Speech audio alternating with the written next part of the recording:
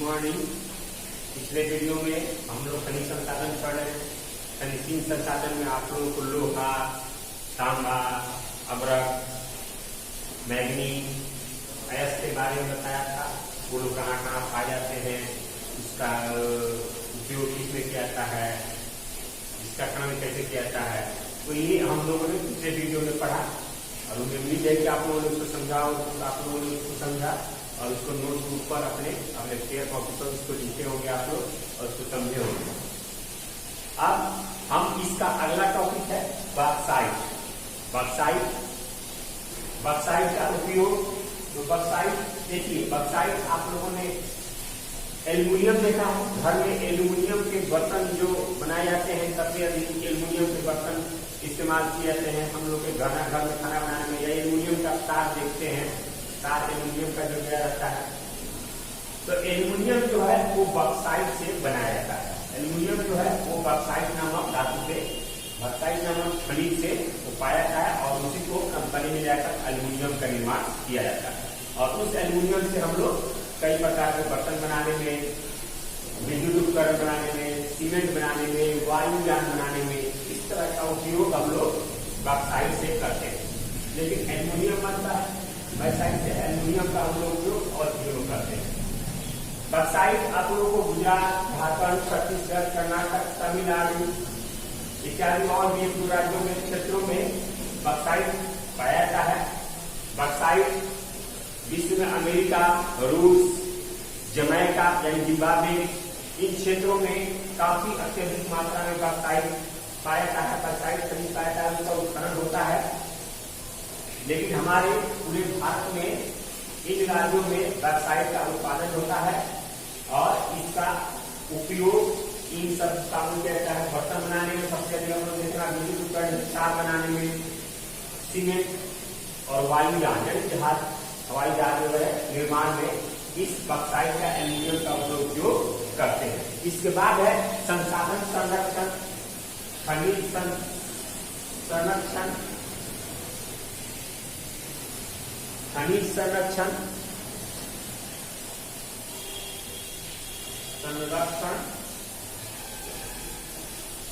देखिए, हम लोग जानते हैं कि अगर कोई सामान जो एक बार उपयोग कर लेने के बाद वो समाप्त रहता है, तो जैसे जैसे हम उसका उपयोग कर रहे हैं, अत्यधिक उपयोग कर रहे हैं, तो समाप्त हो रहा ही है।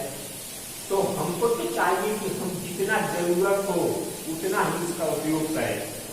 तो अगर बाकी बचता है तो आगे भविष्य में और भी कई तरह के विकास का काम है, कई तरह के विकास होने वाले हैं, कई तरह का विकास पूरे भारत में होने वाला है और आने वाले लोगों के लिए उस विकास की जरूरत पड़ेगी, उस खनिज संसाधन की जरूरत पड़ेगी। इसके लिए हम लोगों को उस खनिज संसाधन, उस अयस्क का संरक्षण बहुत ही जरूरी है। सुनियोजित तरीका से सही उपयोग ही संरक्षण कहलाता है और वो हमें खनिज संसाधन पे अपनाना होगा। क्योंकि पूरा खनिज जो होता है हम लोग का वो क्षयशील संसाधन है, यानी एक बार उपयोग हो जाने के बाद वो फिर से उपयोग हम नहीं करते हैं। क्यों? क्योंकि वो समाप्त हो जाते हैं और उस खनिज को बनने में लाखों वर्ष लग सकते हैं, लाखों करोड़ों हजारों वर्ष लगते हैं तो खनिजों का निर्माण होता है। तो उस स्थिति में हम लोगों को खनिजों का, खनिज संसाधन का संरक्षण बहुत ही आवश्यक है, बहुत ही जरूरी है कि हम खनिजों का सही उपयोग कर सकें। अब अगला आप लोगों को बहुविकल्पीय क्वेश्चन है, यानी प्रश्नोत्तर है, जिसमें ऑब्जेक्टिव टाइप क्वेश्चन है। तो ऑब्जेक्टिव टाइप में आप लोगों का पहला क्वेश्चन दिया है, किताब लेके बैठने का आप लोग किताब में टिक लगा सकते हैं, जिससे बाद में आप लोगों को नोट उतारने में अच्छी सहूलियत होगी, आसानी होगी। पहला क्वेश्चन है, खनिजों को कितने भागों में बांटा जा सकता है? मैंने आप लोग बताया था खनिजों को दो भागों में बांटा जाता है, अधात्विक और धात्विक। तो इसका आंसर होगा क 2। पहला का आंसर होगा क यानी 2। दूसरा का आंसर होगा हेमाटाइट। किस खनिज का मुख्य कह सकते हैं? जानते हैं हेमाटाइट से लोहा प्राप्त होता है, तो इसका आंसर होगा क लोहा। तीसरा क्वेश्चन है रोडोनाइट किस खनिज का अयस्क है? इसका आंसर होगा मैंगनीज।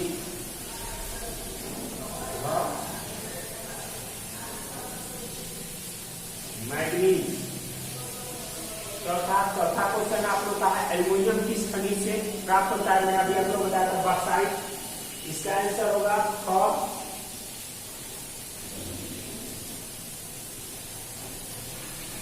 बॉक्साइट।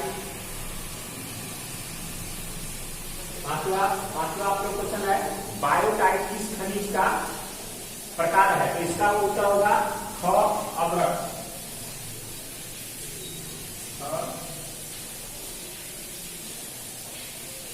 अभ्रक। ये हो गया आप लोगों का।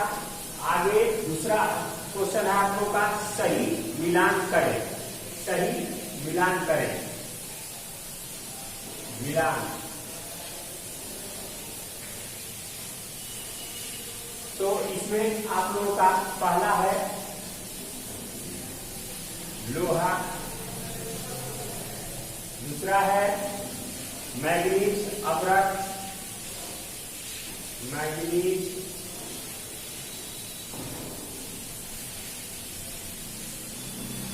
अभ्रक।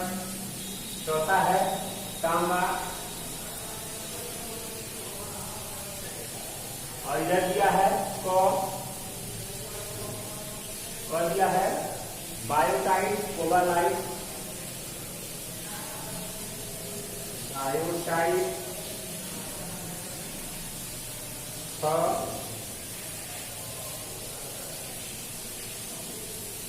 कोबालाइट,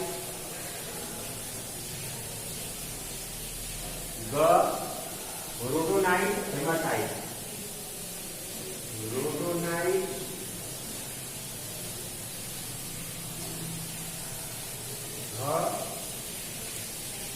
हेमाटाइट। तो इसमें आप लोग लगा सकते हैं। पहला का होगा लोहा का हेमाटाइट।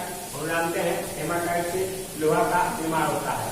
दूसरा होगा मैंगनीज का होगा रोडोनाइट, जो रोडोनाइट अयस्क से मैंगनीज का निर्माण होता है।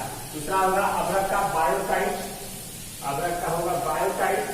और तांबा का होगा कोबालाइट। तो ये आप लोगों का हो गया।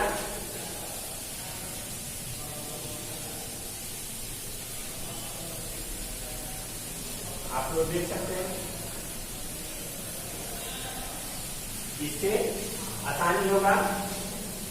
तो ये आप लोगों का वैकल्पिक क्वेश्चन हो गया। इसके बाद आप लोग का लघुत्तरीय क्वेश्चन है खनिजों का वर्गीकरण के लिए।